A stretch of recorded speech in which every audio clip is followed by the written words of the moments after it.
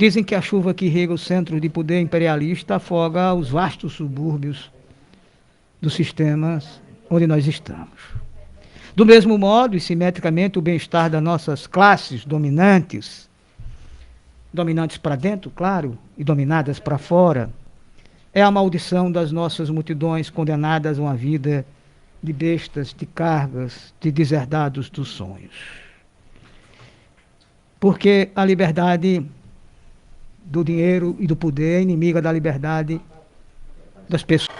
E há quase 60 anos foi decretado um bloqueio financeiro e comercial sem paralelo na história moderna contra um país chamado Cuba, que sofre restrições dantescas no acesso ao crédito, aos mercados internacionais, às humanidades mais simples que o mundo divide. E mesmo empresas de terceiras nações podem ser punidas pelo sistema pesadamente se fizerem negócios com a República Rebelde. A do Galeano disse que abomina esmola, porque ela vicia, ela deprecia, mas diz, por outro lado, que sem solidariedade a gente não pode construir nada. E numa hora grave dessa, a gente lembra até de Lula, o que Lula fez em torno da solidariedade a Cuba. E ao contrário do que os grandes países fizeram nessa época de pandemia, ao contrário de Cuba, que na pandemia ofereceu ao mundo serviços de milhares de médicos, a Casa Branca, os Estados Unidos, enxergam nesse período catastrófico uma janela de oportunidade para tentar quebrar um feito liderado por Fidel Castro no século passado, e aproveita a crise sanitária, que derrubava drasticamente as receitas internacionais, sobretudo com o turismo, que é a principal fonte de recursos de dólar, promover uma devastação ainda maior com relação a Cuba.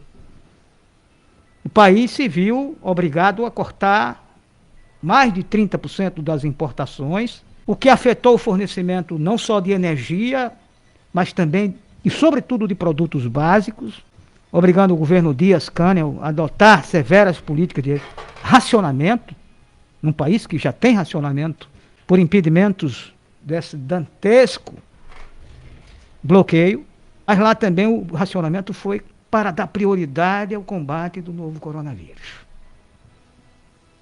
E olhe que lá, na ilha, ela está entre as melhores performances mundiais no controle da doença, com taxa de transmissão e mortalidade muito abaixo de países absurdamente ricos. Por exemplo, a Bélgica hoje, que é a sede da União Europeia, que tem os mesmos 11 milhões de habitantes de Cuba, registra 1.100.000 casos de coronavírus. 26 mil mortes. Até agora, dia 15 de junho. Em Cuba, são 256 mil ocorrências. E 1.600 falecimentos. Você imagine se a gente for fazer um comparativo com isso com São Paulo, por exemplo, e Cuba. As coisas são mais graves ainda. Mas nós estamos falando de primeiríssimo mundo, que é a Bélgica. E com o sistema público de saúde mundialmente reconhecido, Cuba tem eficácia no enfrentamento a esses obstáculos. Obstáculos para aquisição de remédio, de equipamento, mas é a única nação latino-americana a ter desenvolvido as suas próprias vacinas, cuja aplicação massiva começou recentemente, em meio a um abrupto repique de contaminação, depois que foram relaxadas certas proibições de viagens turísticas internacionais. É um enfrentamento contra a Covid e um enfrentamento contra os Covides desse sistema planetário, sanguinário, que sob essas condições dramáticas irrompem para apoiar protestos localizados naquele país, em versões que vão para as redes sociais de forma delirante, estúpida, cheia de ódio. E as manifestações ocorrem sem o mundo registrar repressão, limitados a frações entre, às vezes, os próprios manifestantes. E o presidente Dias-Canel admitiu publicamente os problemas e assumiu o compromisso de encontrar soluções, dirigindo-se, inclusive, imediatamente ao olho do furacão, que é a pequena San Antônio de los Baños, que é o marco zero dos protestos, e foi lá dialogar com os próprios manifestantes. Aqui o diálogo a gente sabe qual é. E o Biden, por sua vez, silenciosamente, cúmplice dos massacres oposicionistas, tanto no Chile como na Colômbia, e a gente já alertava aqui que não era brincadeira o seu Biden, não tardou em se associar à frustrada escalada contra esse governo. E isso está longe de ser uma novidade. É o 13º presidente dos Estados Unidos a sujar suas mãos em crimes abertos ou encobertos contra uma nação que resolveu soberanamente seguir seu caminho. É dramático isso. Enquanto isso, nós vemos esse país aqui, tomado por essa democracia vilipendiada, esculhambada, e a gente vê o que a cultura, por exemplo, está passando nesse país. O seu Mário Frias, que ocupa a Secretaria Especial de Cultura do Ministério do Turismo, pouco a pouco vai superando em tudo os seus antecessores. Não precisa lembrar o que fez Roberto Alvim e a nulidade patética que foi a atriz Regina Duarte. Porque essa nova figurinha inexpressiva é uma façanha e tanto perante eles. Em tudo, harmoniza perfeitamente com o governo que está aí, e é de longe o mais grotesco e devastador de toda a história da República. Sujeito racista, explicitamente, e corresponde perfeitamente ao exercido por seu Sérgio Camargo, o presidente da Fundação Palmares, que se insurge contra seus próprios ancestrais que padeceram o horror da escravidão. E essa semana, não sei se você não viu nas televisões, esse cara passou um chamego, esse secretário passou um chamego de ignorância olímpica. Foi à Bienal de Veneza e não tinha ideia de quem era homenageada. Lina Bobardi. Uma mulher que deu ao Brasil, com suas obras, o engrandecimento da arte brasileira contemporânea. Está aí o Museu de Arte Moderna de São Paulo e outras coisas. Como qualquer aspecto que se olhe no Brasil de seu Jair Messias Bolsonaro, as artes e a cultura também sofrem um processo de devastação. A cultura, nos últimos dias, viu, por exemplo, um veto brutal, essa semana, de um pedido de acolhimento pela Lei Rouanet do Festival de Jazz de Capão, aqui na Bahia. E se alegou que jazz é uma música profanante.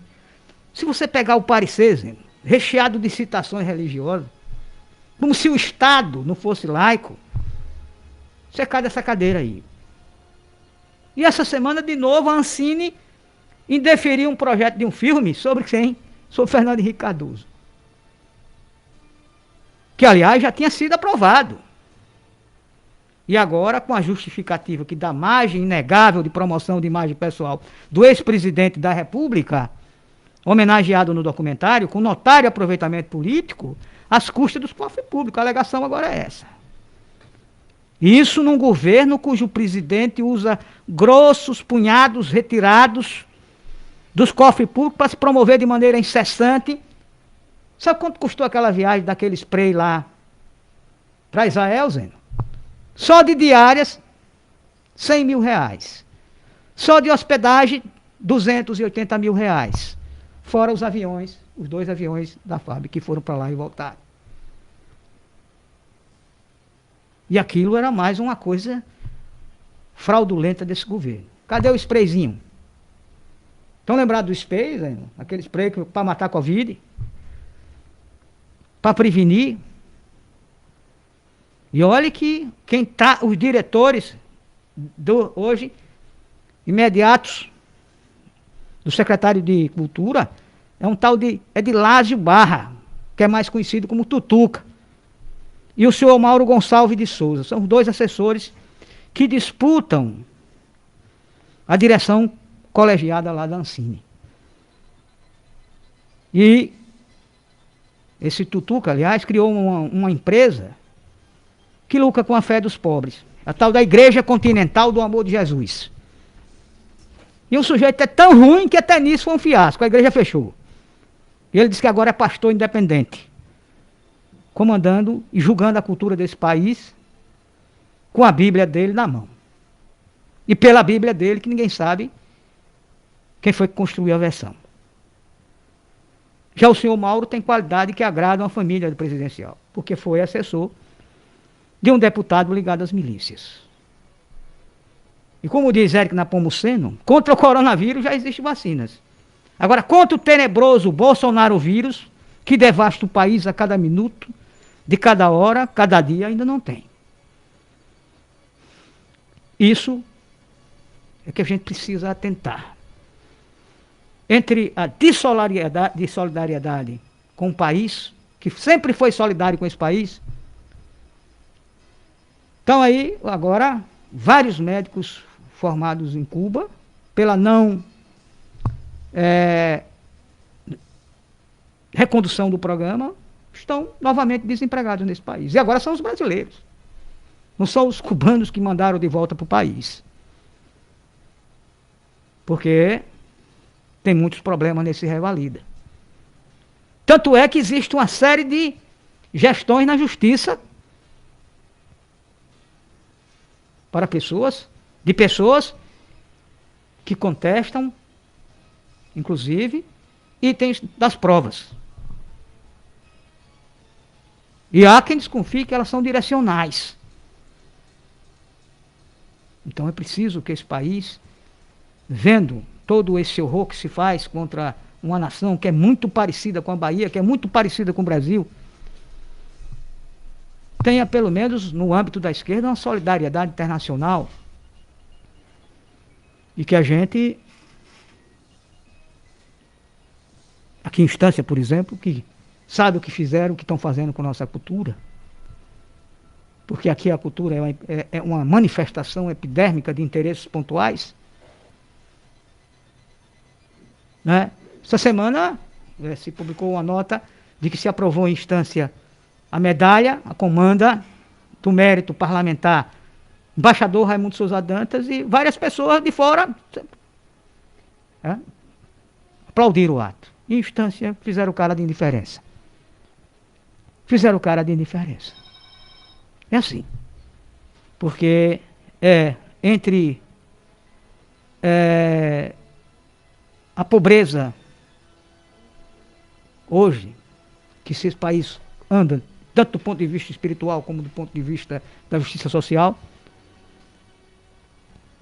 e a incapacidade gestacional, cada dia nós nos distanciamos daquilo que nós sonhamos, almejamos, para modificar a realidade, que consiste em conhecê-la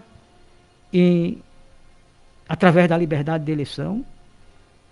Você não se permitir mais a escolher o molho com o qual você vai ser devorado. E isso aqui continua sendo aquilo que a memória grotescamente não vai poder guardar. Ou vai guardar como cicatriz para uma hora restaurar por aí.